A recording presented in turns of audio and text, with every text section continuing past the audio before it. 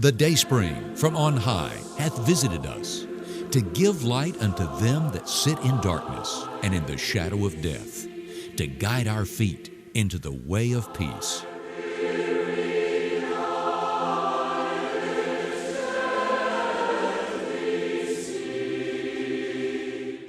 Dayspring is an effort to be in touch with good people who love God and who believe that the Bible is His Word.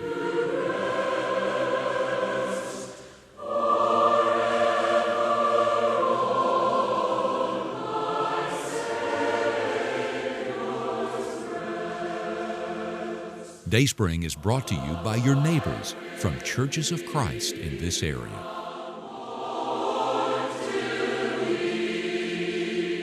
And now, visit with us as we draw near to God.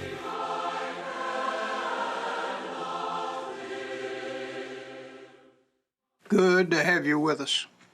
We always enjoy your presence, and I'm delighted to know that many of you love the Bible. Thank you for coming our way today. Luke, his account of the life of Christ. Luke chapter 16, verse 15. That's where we shall begin our Bible thoughts today. That verse reads like this: He said unto them, Ye are they which justify yourselves before men, but God knoweth your hearts. For that which is highly esteemed among men is abomination in the sight of God. Notice that. That which is highly esteemed among men is abomination before God. That which is exalted among men is detestable in the sight of God, is how one English version of that verse reads. Exalted among men, but detestable to God. That which is greatly disliked, often with disgust, and to the point of being intolerable. We loathe it. We hate it. There's the idea. So what men, human beings, exalt, highly esteem, God looks on entirely differently. God looks on those same things we highly esteemed as being greatly disliked, hated, abomination to Him. Think with me for a moment about this application of that great verse. Honor. Receiving honor. God sees that one way, and you and I see it perhaps another way. We remember what the Lord said back in Isaiah 55, My thoughts are not your thoughts, neither are your ways my ways, saith the Lord. For as the heavens are higher than the earth, so are my ways than your ways, and my thoughts than your thoughts. God doesn't think like we think. What we highly esteem, that He's disgusted with. 1 Corinthians 1, verse 25, The foolishness of God is wiser than men. The weakness of God is stronger than men. And now in view of that, Luke 16 and verse 15, where we began, says, That which is highly esteemed among men is abomination in the sight of God. Honor. Ye see your calling, brethren, how that not many wise men after the flesh, not many mighty, not many noble are called. Who's the Lord calling? To whom does the Lord appeal? Who will listen to Him? Not many wise men after the flesh, not many mighty, not many noble. Those people upon whom we would heap honor and greatly esteem are not interested in what God has to say. Isn't that unusual? Luke's account of the life of Christ in the first chapter. In the first chapter of Luke, here's what Mary, the mother of Jesus, had to say. He hath showed strength with his arm. He hath scattered the proud in the imagination of their hearts. He hath put down the mighty from their seats and exalted them that are of low degree. That's what Mary said, in view of the fact that she was chosen to give birth to the Son of God. Mary said he's exalted that which is low, and that which is up in high seats he's taken down. God sees honor differently to the way we see it. What we highly exalt, what we esteem, he hates. James 4 and verse 6, God resists the proud, but gives grace to the humble. Just the opposite of the way people think. We're going to give grace to those proud, highly exalted people, and those who are humble will overlook. But God does just the opposite. He resists the proud, those haughty people, and he gives goodness, grace, mercy to those who are humble. I'm turning in Luke's account to Luke chapter 14. In Luke chapter 14, beginning at verse 7, he put forth a parable to those which were bidden, when he marked how they chose out the chief rooms, saying unto them, When thou art bidden of any man to a wedding, sit not down in the highest room, lest a more honorable man than thou be bidden of him, and he that bade thee and him come and say to thee, Give this man place, and thou begin with shame to take the lower room. But when thou art bidden, go and sit down in the lowest room, that when he that hath bid thee comes, he may say unto thee, Friend, go up higher. Then shalt thou have worship in the presence of them that sit at meat with thee. For whosoever exalts himself shall be abased, and he that humbleth himself shall be exalted. Going to exalt myself and try to sit in the best seat in the house,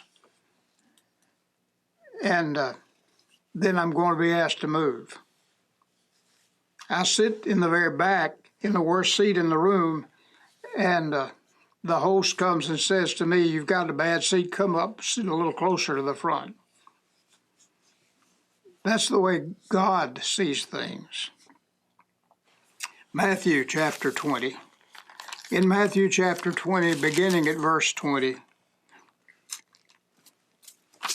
Then came to him the mother of Zebedee's children with her sons, worshiping him and desiring a certain thing of him. He said unto her, What wilt thou? She saith unto him, Grant that these my two sons may sit, one on thy right hand and the other on thy left in thy kingdom. Master, I want my two boys to get the highest positions in your kingdom. Jesus answered and said, Ye know not what ye ask. Are ye able to drink of the cup that I shall drink of, or to be baptized with the baptism that I am baptized with? They say unto him, We are able. He saith unto them, Ye shall indeed drink of my cup, and be baptized with the baptism that I am baptized with, but to sit on my right hand and on my left is not mine to give, but it shall be given to them for whom it is prepared of my Father. And from that point, our Lord went on to say this, ye know that the princes of the Gentiles exercise dominion over them, and they that are great exercise authority upon them. But it shall not be so among you. For whosoever will be great among you, let him be your minister. And whosoever will be chief among you, let him be your servant. Even as the Son of Man came not to be ministered unto, but to minister, and to give his life a ransom for many. The greater be the ones who humble themselves. Well, yeah, perhaps in that same setting, just a few pages over, in Matthew chapter 23, beginning at verse 5. Speaking of the scribes and Pharisees, Jesus said, all their works they do for to be seen of men. They make broad their phylacteries, and enlarge the borders of their garments, and love the uppermost room at feasts, and the chief seats in the synagogues, and greetings in the markets, to be called of men, Rabbi, Rabbi. But be not ye called Rabbi, for one is your master, even Christ, and all ye are brethren. And call no man your father upon the earth, for one is your Father which is in heaven. Neither be ye called masters, for one is your master, even Christ. But he that is greatest among you, let him be your servant. And whosoever will exalt himself shall be abased, and he that shall humble himself shall be exalted. The world gives honor to certain people who are proud and haughty, who desire to be in front. And on the other hand, God exalts those who are humble. These 6 things doth the Lord hate. Number 1 on that list is a proud look. Righteousness exalts a nation, but sin is a reproach to any people. When Paul gave the qualifications for an elder in 1 Timothy chapter 3, among the things he said was that this man should not be a novice, lest being lifted up with pride, he fall into the condemnation of the devil. Lifted up with pride, that's so easy to do. We overestimate our importance. We want to be on the front row. We want others to bow when we walk by. But the Lord sees things differently. The Lord sees that kind of honor as disliked. He hates it. It's an abomination to him. On the other hand, this human being who is humble and willing to serve rather than be served, God highly esteems that person. Well, let's think for a minute about the possession of money, the love of wealth. God looks at that one way, while you and I look at it entirely differently. We tend to give great honor to the person who is wealthy, who wants more and more of this world's goods. We respect and highly esteem that person. But listen to what God has to say about it. In 1 Timothy chapter 6,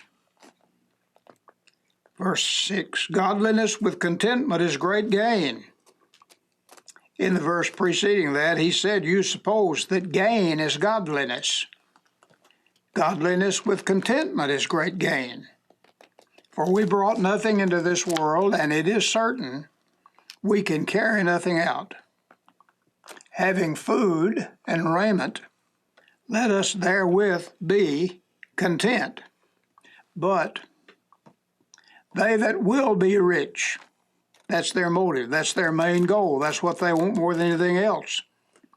They that will be rich fall into temptation and a snare, into many foolish and hurtful lusts, which drown men in destruction and perdition. For The love of money is the root of all evil, which while some have coveted after, they have erred from the faith, and pierced themselves through with many sorrows. We think to lust after money is a great tribute to the man who does it. Just opposite, God looks with disfavor on that. Now look down with me at that same text at verse 17. Charge them that are rich in this world, that they be not high-minded, nor trust in uncertain riches, but in the living God, who gives us richly all things to enjoy. They that they do good, that they be rich in good works, ready to distribute, willing to communicate. Rich man. Paul told Timothy, charge that man who is rich that he doesn't get proud and haughty, high-minded. Instead of that, charge that man that he be ready to distribute his wealth to others who need it.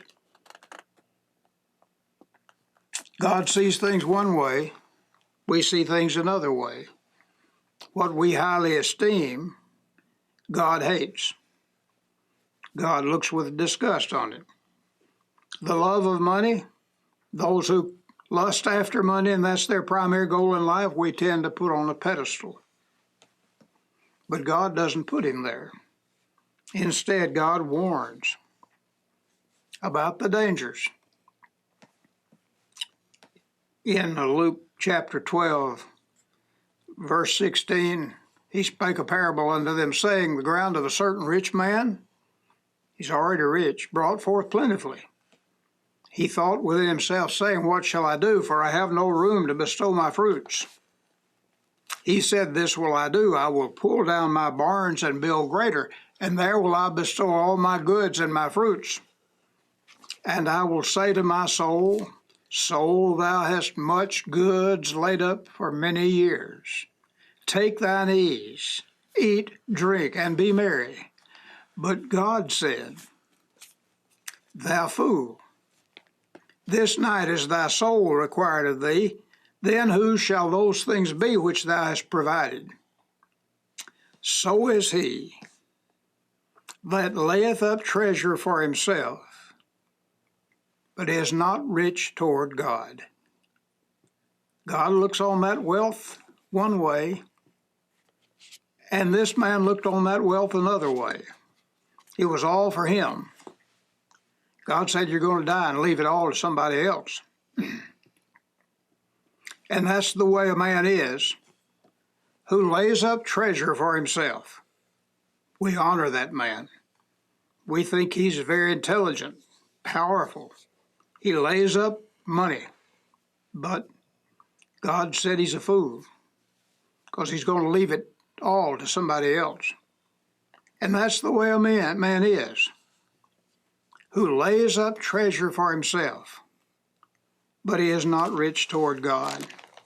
In the book of James, chapter 5, at verse 1, James wrote, go to now, ye rich men, weep and howl for your miseries that shall come upon you. Your riches are corrupted, and your garments are moth-eaten. Your gold and silver is cankered, and the rust of them shall be a witness against you, and shall eat your flesh as it were fire. Ye have heaped treasure together for the last days. Behold, the hire of the laborers who have reaped down your fields, which is of you kept back by fraud, cries. And the cries of them that have reaped are entered into the ears of the Lord of Sabaoth. Rich men, extremely wealthy men, who weep and howl. Their cries ascend up. They're in misery. But we look on such people as that as great conquerors. Here is a person who has succeeded in life because he's got more money than anybody in town. But God looks on it differently. What we highly esteem, God looks on with disgust. So God has one point of view, and we often have an entirely different point of view. As Luke's record says, what men highly esteem is abomination with God. Let's take one step further. Not just earthly honor, not just the love of money, but think with me for a minute about physical attractiveness. When Samuel was out in search of a new king for Israel, he came upon the boy whom he thought was the ideal candidate. He looked the part. And he said to himself, "This is the one."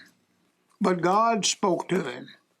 1 Samuel 16 and verse 7, God said, "Samuel, look not on his countenance, nor on the height of his stature, because I have refused him. For the Lord seeth not as man sees." The man looks on the outward appearance, but the Lord looks upon the heart. Here's a young man who was physically attractive. He fit the part. But God looked on the inside of him. Physical attractiveness means one thing to human beings, but it doesn't mean that same thing to God. You may be the most handsome man in the county, but that doesn't count anything with God if your heart's not right. God looks on the inside. Physical attractive doesn't account with him. Solomon said in Proverbs 31, "Favor is deceitful, and beauty is vain. But a woman that fears the Lord, she shall be praised." Doesn't matter how beautiful a woman is, if she doesn't fear God, on the inside she's ugly. So we read, for instance, in the book of 1 Timothy, in the New Testament, in 1 Timothy chapter 2, at verse 9, Paul wrote, "In like manner also that women adorn themselves in modest apparel, with shamefacedness and sobriety, not with braided hair, or gold, or pearls, or costly array, but which becometh women professing godliness with good works." There's nothing wrong in a woman wanting to dress attractively. That's not what that passage teaches. But what it does teach is that there's a part of her that's more important. If the inside of her is not dressed appropriately, then she's not attractive.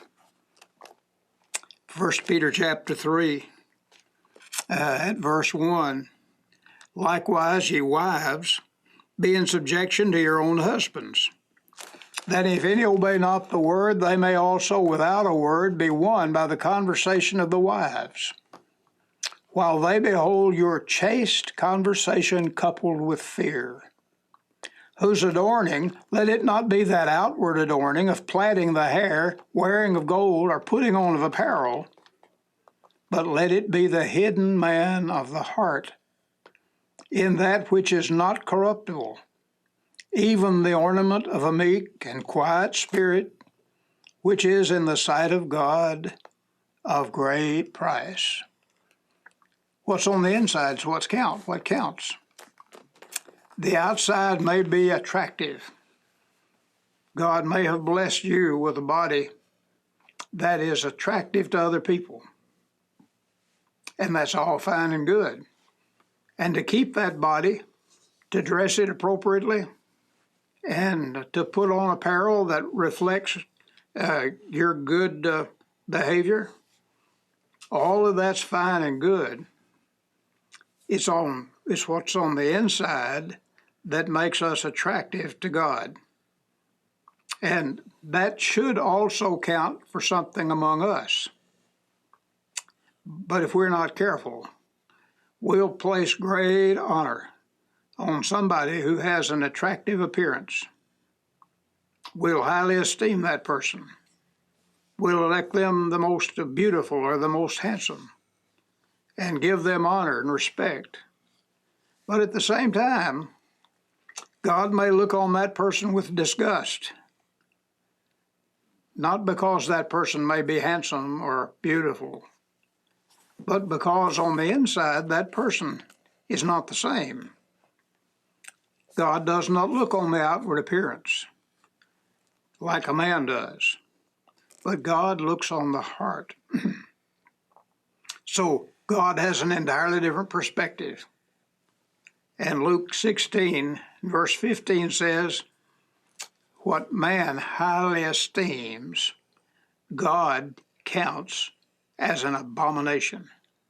A challenging verse. There are so many other applications we could make of that verse, but remember, what men honor, quite often God looks on as an abomination. Those whom we respect because they have great love for money and can collect it, God looks on, perhaps, with disgust. People we look on because they're attractive and pay great honor to them, God looks on and sees something different. They're rotten on the inside. God sees not as man sees. So what men highly esteem, God counts as abomination. Thank you for letting us share this great lesson with you. We hope that you'll continue to think about it. Until the next time, may the goodness of God be yours in full measure. You've been watching Dayspring. Dayspring is brought to you by your friends in local area churches of Christ. To request a free CD of today's lesson, you may contact us at Dayspring, Post Office Box 453, Tupelo, Mississippi 38802, 0453. There is no cost for this offer. You will not be asked for financial support. You can also phone your request toll-free at 1-866-842-4139. Or you can go to our website at dayspringtv.com. Thank you for visiting with us on Dayspring. May your joy be full. May the peace of God rule in your hearts. And may the light of Christ brighten heaven's way.